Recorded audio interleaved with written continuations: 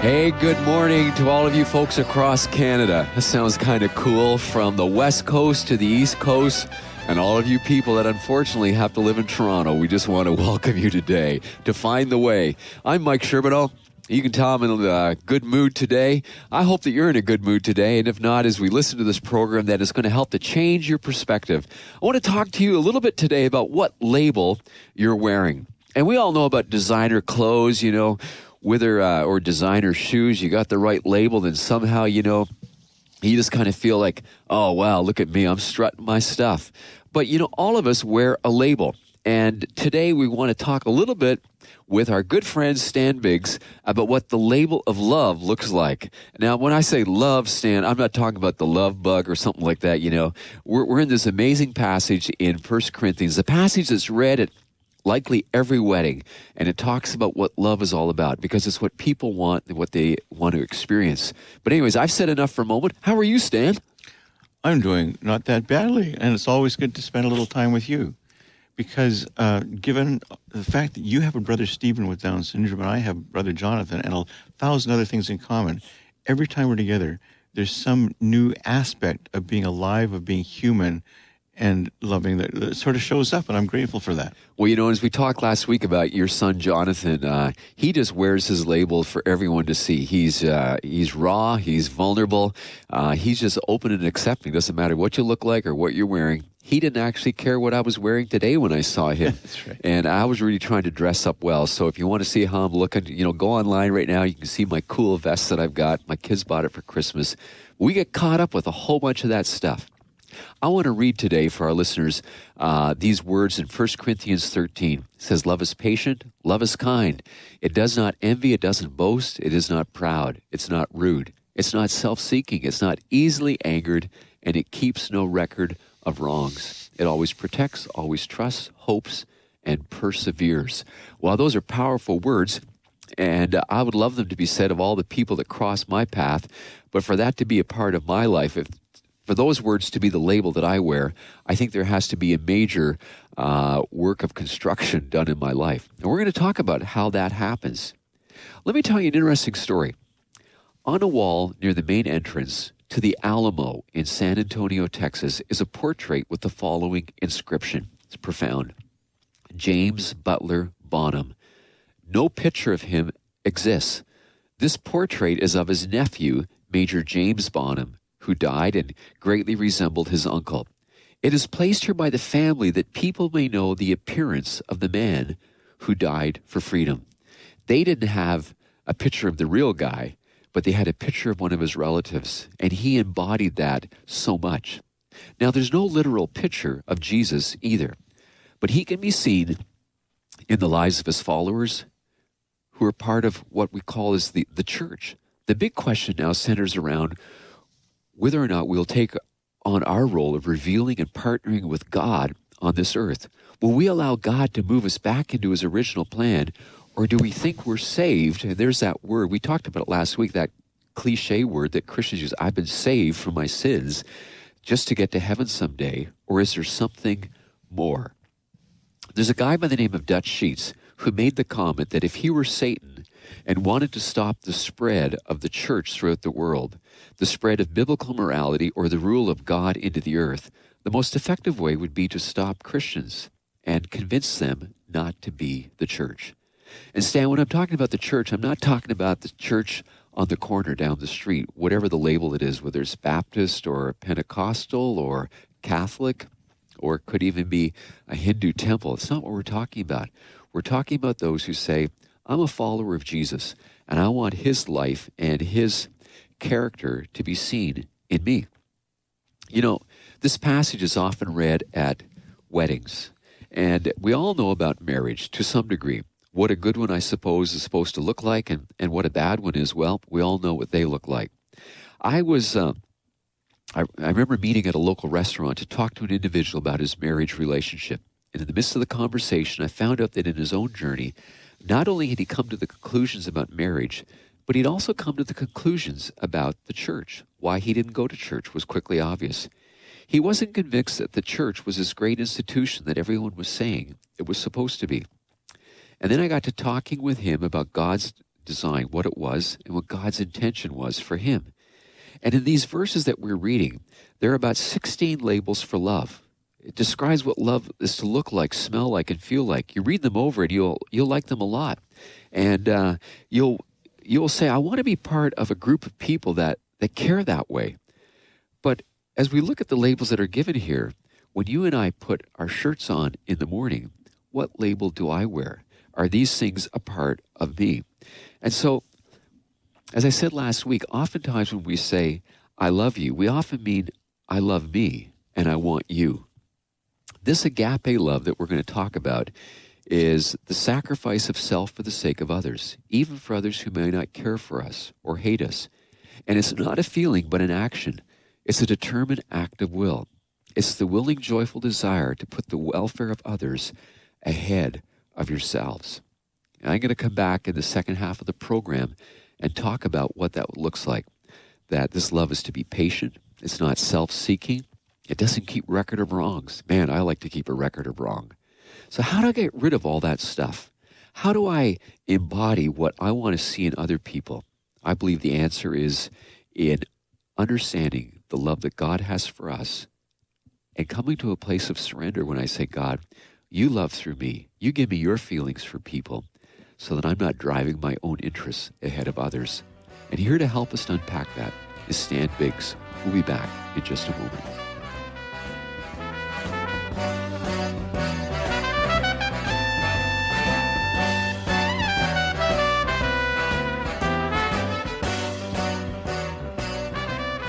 Welcome back to Find the Way. I hope you write to us at findtheway.faith. We'd love to hear your thoughts. Maybe you have some subjects you'd like us to address. We'd love to hear your thoughts on the program and how we can better connect with you. But glad you're listening this morning all across Canada, and especially glad that Stan Biggs, the famous Stan Biggs, is with us today. Stan, glad you're here. Yeah, I am too. And we're talking about this whole thing of love and what label are we wearing. And we were just having a conversation for a moment with our producer back here, Dwayne, and he made the interesting comment. He said, as we begin to think about love and money and all that whole mixture of things, that some people are so poor, all they have is money. And you know, when we get to the end of life, what we really desire is not so much money or the things that money can buy, but we long for relationships, we long for friendships. Sometimes we inadvertently and unknowingly just drive people away from us, though, don't we? Oh, we do. And let me tell you, when you say that, who comes to my mind? I had a friend called Will. And Will is now a woman called Willow. Okay. And if you ever wanted to find more elements in a human being that could drive you to drink, this is what it was for me many, many years ago. It's Willow. Politics, values, the whole deal. But you know, we talked about agape, God's kind of love, agape. I'd like to tell you about some sloppy agape. Okay. I could not see her. I could not accept her. I could not relate to the whole baggage that comes with being a transgender person, especially when it comes to their being rejected by people like me. People who are in the church that you talk about. And she has been destroyed over and over and over and over again. But you know what I'm learning, Michael? Tell me. Willow is my friend. I don't have to buy 1,000 things that Willow or anybody else does in order to love them, accept them, be vulnerable to them, honor them, hear them, see them. And I think it's a crucial thing for us not to depend on our behavior codes, our codified systems of belief. And God help you if you or anybody else steps outside of them. I pull the drawbridge up. There's no more friendship. And I'm learning that that's the craziest thing to do. Well, you know, Stan, you've talked about an illustration that some would say is, you know, to the far right or the far left. That's a huge thing to process. And yet in reality, it's not, because we're constantly being bombarded with people saying, will you value me? Will you honor me for who I am? Help us out of what you've learned with your friendship with Willow to understand how we process the bigger picture of life, like in my own life, because sometimes I just don't want to be vulnerable. And maybe it's with my children, maybe it's with my spouse, even with you. I think we're driving in here today to record the program, and there was something that was really eating away at me. And finally, I told you what it was. Because when I shared that with you, then I somewhat feel a little bit emotionally naked. Does that make sense? Oh, absolutely. But you know what happened when you did that? All of a sudden, my frustration, my anger, my impatience went out the window because you honored me with telling me who you are. The same thing happened today in the hospital. I just had a cardiac event, which has been for my family life. That doesn't sound like a party. No, it's not a party at all. In fact, it's frightening. My first morning in the hospital, I hear this raucous voice say, "Stanley?" And I said, "Stan." Well, this little Scottish lady, her hair all of a tussle, walked in, slapped a meal on my table and said, "Stan." Turned around and walked out. I thought, who in the heck is that? They've been hiring homeless people in this outfit. Well, when she came back, I decided to look at her and talk to her and get to know her. And do you know what happened? By the end of her cleaning the same strip of real estate about 20 or 30 times, I could see who she is. She loved the Rolling Stones, and on and on and on and on it went. Well, the next morning she comes in, I said, "Carolyn." She said, "You remember me." My point is, when I choose to open up and love and care for and respect, those are entirely different. In fact, I don't even like what they do or who they are. Something magical happens. So Jesus talks so much, and he models what's called this agape love, which is selfless love. Yeah. Sounds so good. I mean, I want to experience lots of that. How do I love that way? Because I know people want that from me. That's what Carolyn wanted from you. You had to make a choice, didn't you? Oh, I did. And without getting into it, when we get down to the roots of what had even caused her behavior that morning, and to see who was really backstage, it was gorgeous. It was beyond gorgeous. I wish I could tell you the whole story, but there I am at one of the weakest moments I've had in a decade. But when the underpinning of your real nature, who you have become, kicks in, and you realize, wait a minute, I'm not the center of anybody's universe.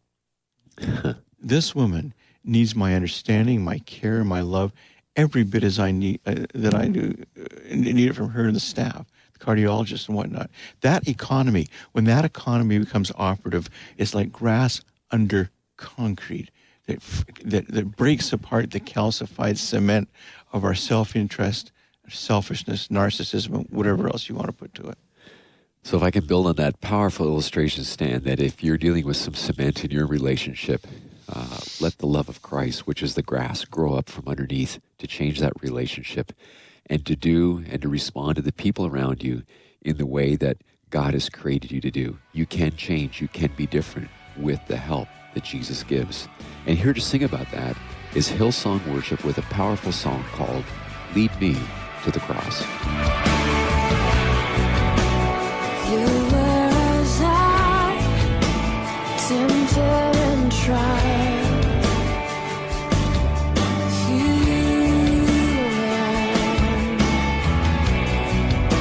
The Word became flesh, bore my sin and death. Now you're risen.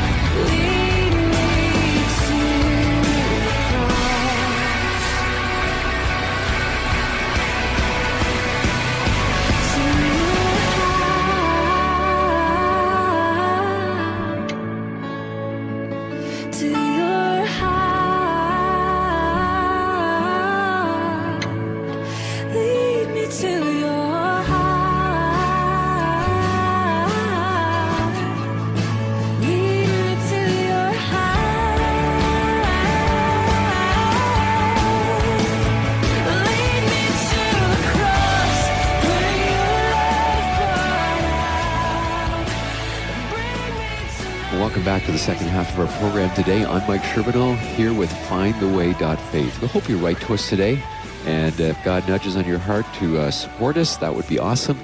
This program operates through the gifts of people all across the country. There's no group or denomination or organization behind us. It's just our crazy step of faith, believing that this is what God wants us to do, to share His message, what we call the good news, in a way that hopefully you can understand. And today we're unpacking that passage of Scripture with our good friend Stan Biggs on what love is all about. Stan, we've been talking about love, the whole vulnerability of it. You know, as a guy, I want to put the barricade up. I want to pretend I got it all together, but you're a good friend to me, and you know better, don't you? I do, and it's a privilege to have been able to be invited over the picket fence that surrounds your heart into where your real garden lies, and that's a privilege. Well, you know, part of looking over the picket fence is these words that, man, I love them. I wish they were always a part of my life. Sometimes I feel like I'm scratching at the surface, but Paul writes, love is patient, it's kind, it doesn't envy. There's 16 of them here. He says it doesn't boast, it's not proud, it's not rude, it doesn't seek its own agenda, and the list goes on and on. And we're only going to look at a couple of those things today, but I got thinking, wow, you know, if that's what was bleeding out of me, then I think that I could go to bed or end my life saying, you know, I've been successful. And I realize that this is not outside of my grasp, because God says when I surrender to Him, His Spirit will live through me and love through me. That's the huge step of faith. Yeah. That's what drew me into the Savior. And we sang, you know, we heard the Hillsong Worship sing about lead me to the cross. So when you come to the cross, you see God's incredible love poured out for us. So let me just unpack it for a moment, and then Stan, you're going to come back and help us, because the Scriptures today are all about love, and it's this unconditional love of Christ. It's what the Greeks would refer to as agape love. And the first thing they say is love is patient. But what does that mean? Well, first of all, it means it seeks the other person's advancement. And when you're patient, you don't get frustrated. Guilty. I've been there. And throughout the pages of Scripture, we find it's a thread. It's almost a golden thread that weaves as if it were a tapestry. We see patience being lived out in the life of Abraham as he waited for God's promise to be fulfilled in his life. Something about believing that God was going to do the miraculous, that he was waiting for a son even in his old age. And then he had to wait another 15 years. It seems that God is seldom in a hurry, but he's never late. But sometimes I just wish so much he would speed up. We're told that patience is a virtue. It seems to be an essential lubricant for any home. But we tend to lose our patience, don't we, when people don't act the way we want them to, or a pattern is interrupted me. And Stan, we've been talking a little bit about your son Jonathan in the last show, and my own brother Stephen, who had Down syndrome as well. Well, Stephen taught me patience. And just with some of the things that he did every day in life, I'd want to rush him along, and he would just sit there and just take his good old sweet time, and I'd get frustrated out of the gourd, and he would sit and laugh at me because, you know, he just wasn't operating on the same wavelength. He was on a much higher wavelength. So can I ask you this question today as you're listening? Are you one of those people who find yourself praying a few times each day, God, please hurry up? Maybe what God wants you to realize is that there's nothing better than sitting patiently in His waiting room, as hard as it is to wait. You're waiting for the doctor's report. You're waiting for your financial situation to change. We wait and we wait, almost damning the moments as we sit there somewhat helpless. But rather, we can take a whole different approach and realize that if God is for us, who can be against us? We can wait in the confidence. We can wait patiently when we truly believe that Jesus is the one who loves us with an everlasting love. And then the amazing thing about this love, which is a picture of Jesus himself, is that it says love is not self-seeking. In other words, life is more satisfying living for the other person than yourself. If I could make a confession here today, is that frankly, I don't get all of this, but the Christ-filled life is all about self-denial. It just doesn't come natural to me. Letting go of my agenda and saying, Lord, here am I. If you're privileged to be able to afford a lot of what we call the perks in life, then let me say this to you listening today. You need to share them. you need to share those things. If you can afford to go on a few trips a year, bless you. Enjoy it, and take your sunscreen. But I want to encourage you to think different.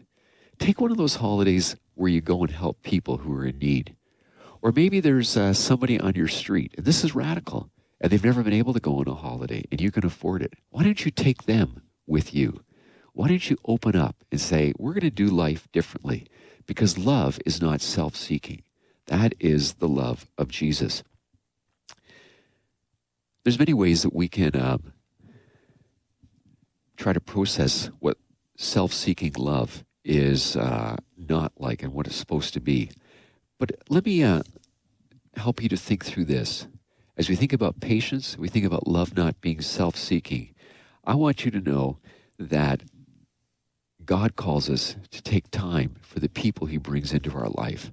Remember our daughters, one day I was involved in a situation where we were really busy. I had plans for the day, and they come around the corner with a young kid who really was close to homeless. I think he was a foster kid. He had a scooter that was broken, and I was in a hurry. And my kid said, Dad, will you fix his scooter? And I have to confess, I didn't really want to do that. I was up on a ladder. I had my own agenda, and I looked at the scooter, and it was a mess. Not even the local garage could fix it. I was hot and frustrated, and I wanted to determine if this kid who needed help was more important than my blasted hedge that I was trying to cut.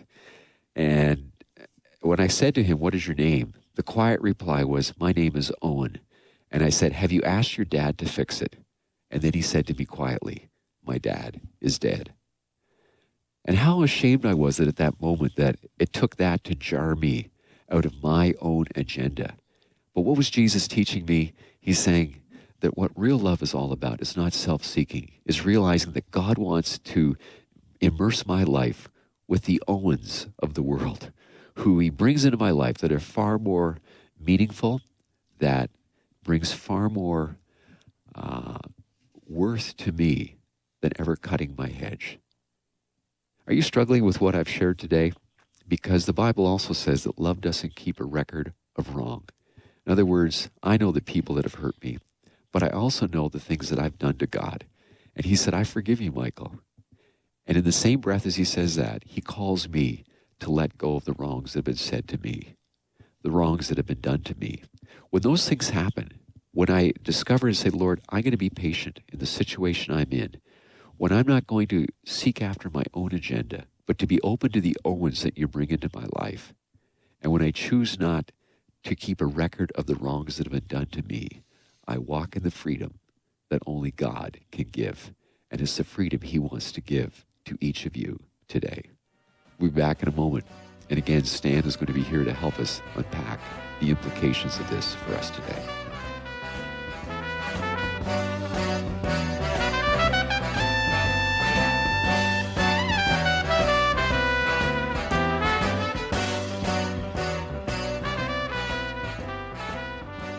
Welcome back to Find the Way. Stan, I'm glad you're with us because as I began to talk about what this unconditional love looks like, I realize that there's a shortage in my life, and I'm really hoping that Christ will fill it up. Is there hope for me? And I'm asking that seriously. We joke, is there hope for me? But is there hope for me? Well, we're all crippled birds stumbling heavenward, aren't we? And when you mentioned little Owen a moment ago, and how you were a little bit restless and frustrated with the little guy that your daughters bought. And then he said, but my dad is dead. I need you.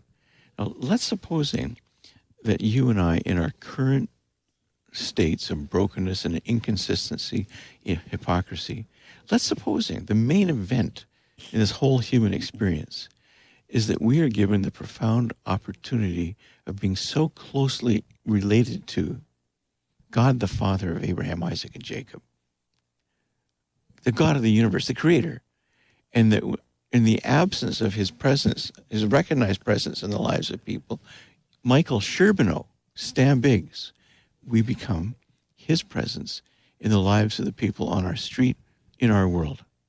I really mess up at it, though, sometimes. I like to think that I do a grand job, but I struggle. Well, the point I'm trying to make is that we have no idea who we really are. And I think we wrestle with and we try to sell cartoons of God and cartoons of ourselves to each other. And it's no wonder my friend Willow, for example, hugely frustrated with the whole religious scene and want nothing to do with it. And I don't blame them. And what, Michael, let's just supposing that what you're doing here in the radio, in its rawest, most distilled form, is to enable people to escape from those paradigms of thought and behavior that rob them from any experience of their real selves, and moreover, the God who is there. What do you think?